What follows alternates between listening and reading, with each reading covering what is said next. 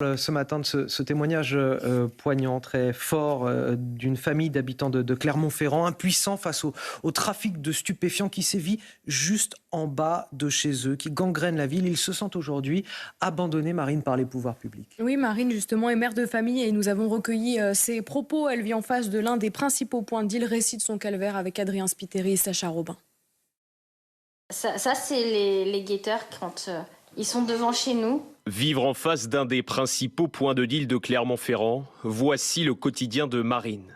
Une vie dans la peur. Quand je reviens de l'école avec mes enfants, c'est déjà la boule au ventre. Que cette mère de famille a accepté de nous décrire.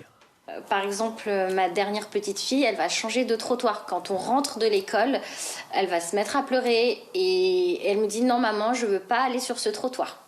Ce que j'entends, ce sont des gens qui s'insultent, qui se battent. Et parfois qui tuent. Le jour de Pâques, une voiture a remonté notre avenue et a tué le guetteur qui était en bas de chez nous. Et donc les enfants ont très bien compris ce qui s'était passé. Depuis son appartement, Marine a déjà été prise pour cible.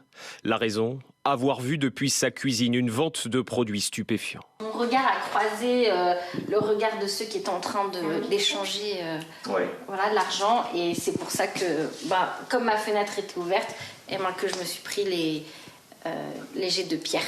Des pierres qu'elle a décidé de conserver.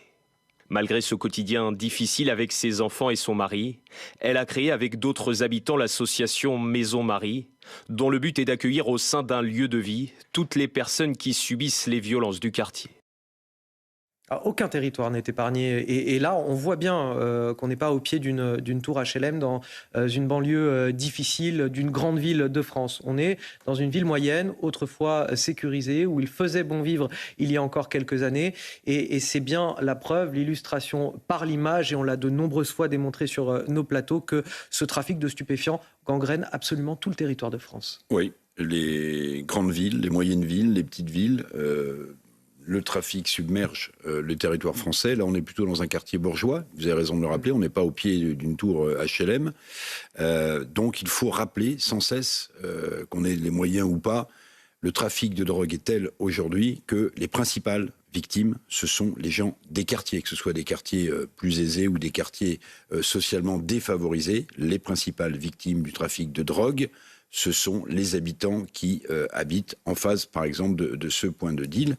Et puis, on a en mémoire aussi, quand même, Anthony, que ce trafic de drogue fait aussi des victimes collatérales, puisqu'on se souvient de cette jeune fille à Marseille, Sokaina, absolument, qui l'avait payé de sa vie. Donc, en fait, les Français, ils sont en face de ça. Quel que soit l'endroit où on habite, parce que le trafic de drogue... Quelle que soit la classe sociale, absolument, que ce soit le milieu, l'origine, tout le monde est ciblé. C'est cette drogue au goût de sang que les habitants des quartiers, UP ou pas, payent au quotidien. C'est ça aussi la réalité française aujourd'hui. Et cette guerre, est-ce qu'elle est gagnable contre les narcotrafiquants ? En tout cas, Bruno...